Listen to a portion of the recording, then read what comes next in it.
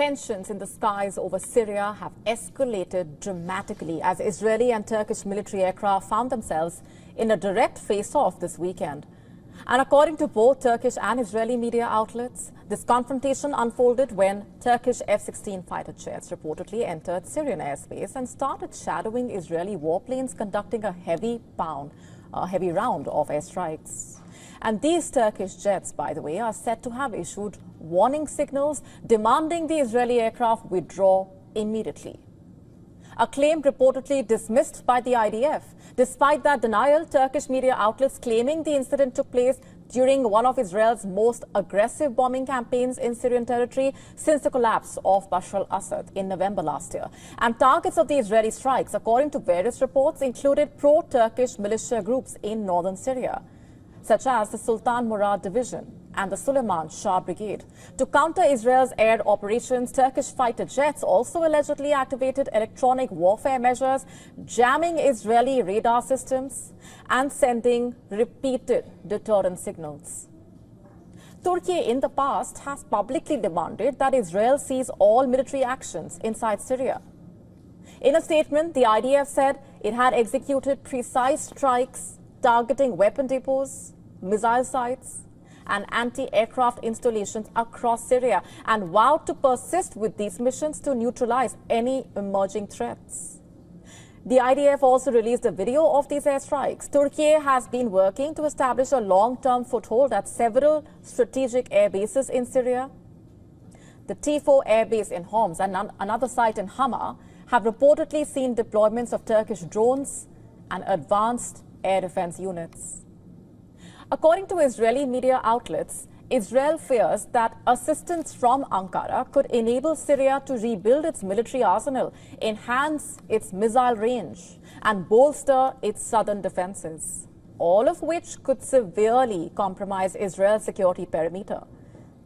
In March, Israel is believed to have launched a missile strike on the T4 air base just hours before a Turkish military team was scheduled to arrive for an inspection. That attack destroyed vital infrastructure, including the air control tower and key runways. You see, the skies over Syria are now more crowded and more dangerous than ever as regional powers maneuver for dominance. With both Israel and Turkey refusing to back down, the risk of a larger military confrontation looms on the horizon. Moving on for now, where does gold truly come from? We're not talking about the vaults or the mines. What is the origin of the most loved precious metal? The answer is stranger and more thrilling than what you might think. Recent research unveiling that gold and other heavy elements may have originated from eruptions on rare, highly magnetized neutron stars known as magnetars. Take a look. Before Earth, before the Sun, before even the first galaxies, the universe was a dark sea of hydrogen and helium. Heavy metals like gold were nowhere to be found. Every gold ring, necklace, or coin you possess is a relic of an ancient cosmic creation. These precious metals were not formed on Earth, but were birthed in the universe's most violent events.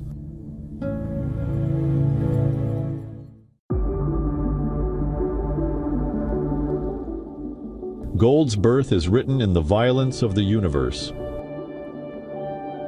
For decades, scientists believed that supernovae and neutron star collisions forged the universe's heaviest elements.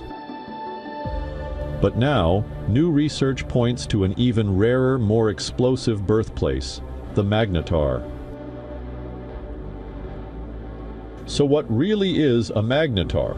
So basically, a neutron star is the collapsed cores of stars that have exploded. They are so dense that 1 teaspoon of neutron star material on Earth would weigh as much as 1 billion tons. A magnetar is a neutron star with an extremely powerful magnetic field. These magnetic fields are so intense they can twist themselves apart in starquakes, unleashing flares powerful enough to shake Earth's atmosphere.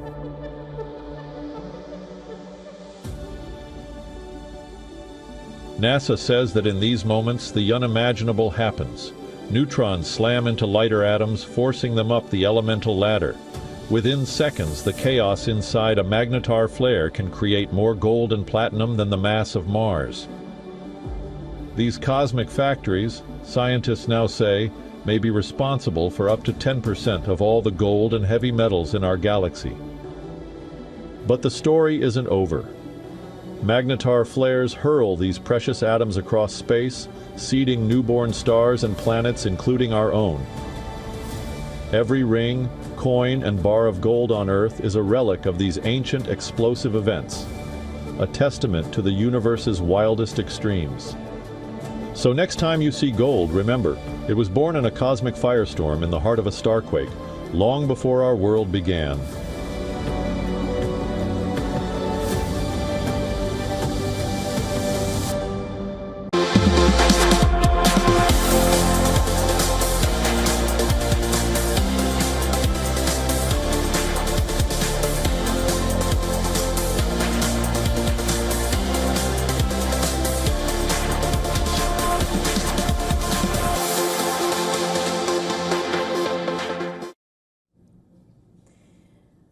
Shifting focus for now, U.S. President Donald Trump's tariff moves have now reached the movies. Recently, the U.S. president said that non-U.S. films or those made in foreign countries will be hit with 100% tariffs. According to Trump, the American movie industry was dying, quote-unquote, a very fast death due to the incentives that other countries were offering to lure filmmakers.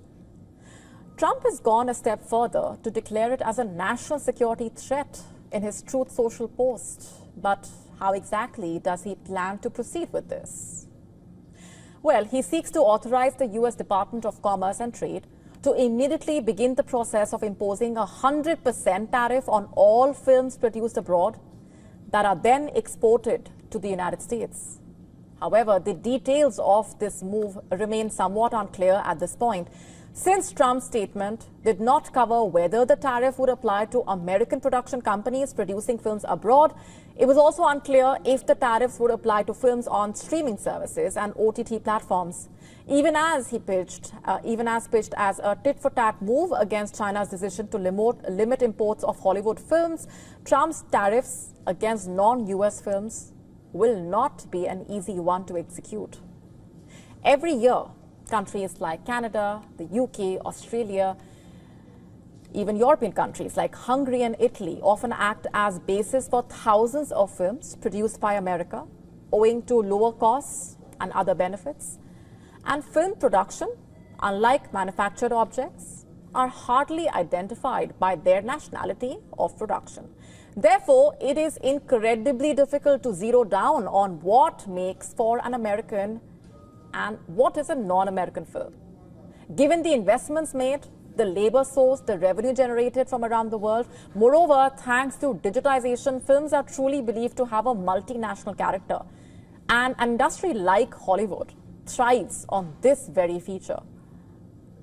Therefore, how does Trump even plan to justify his tariff imposition on something which is not exactly marked by geographical borders or not exactly defined by well-drawn boundaries per se? In terms of production, distribution, marketing, overall, the international appeal, questions which, as of now, do not have clear answers. Time now for Gravitas Recall. Today, 80 years ago, Victory in Europe, or VE Day, marked the end of World War II in Europe. Huge crowds took to the streets on the 8th of May, 1945, to celebrate after nearly 6 years of war. To mark this occasion, 4 days of commemorative events planned across the UK from the 5th to the 8th of May. In fact, on Monday itself, more than 1,300 armed forces and members of the public took part in a military procession from Whitehall to Buckingham Palace. The event was graced by World War II veterans who watched from the end of the mall at Queen Victoria Memorial alongside the Queen, the King, UK Prime Minister Keir Starmer,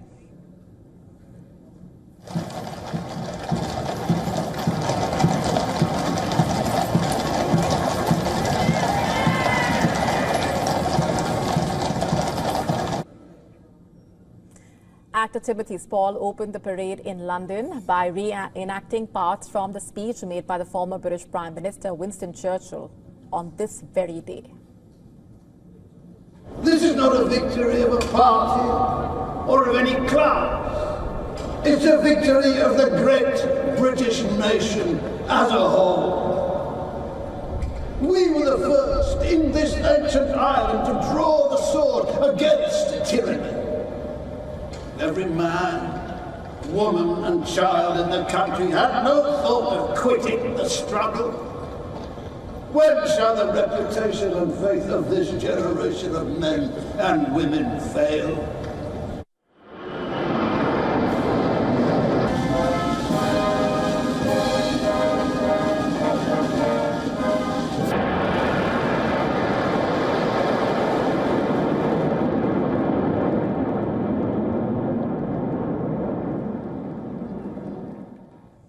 And this was followed by a flypast of current and historic military aircraft with the Royal Air Force's red arrows leaving red, white and blue smoke trails in the sky.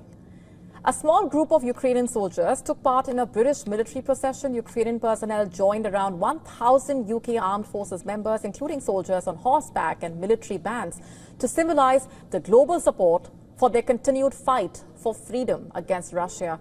One of the highlights of the event being the presence of the royal family at the military parade, and this marks a rare coming together of the three generations who paid their tributes to the war heroes. India is preparing for a major diplomatic move at the United Nations Security Council to push for a discussion on cross-border terrorism. This amid UNSC's closed-door meeting on India-Pakistan tensions. India seeks to focus on Pakistan-sponsored outfits operating in Jammu and Kashmir.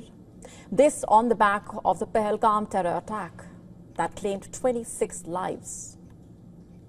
The Russian President Vladimir Putin has backed Prime Minister Modi in its fight against terrorism, and with this, India has the support of 4 out of 5 permanent members of the UNSC, the US, the UK, France and Russia, excluding China. These permanent members of the Council can use their veto power.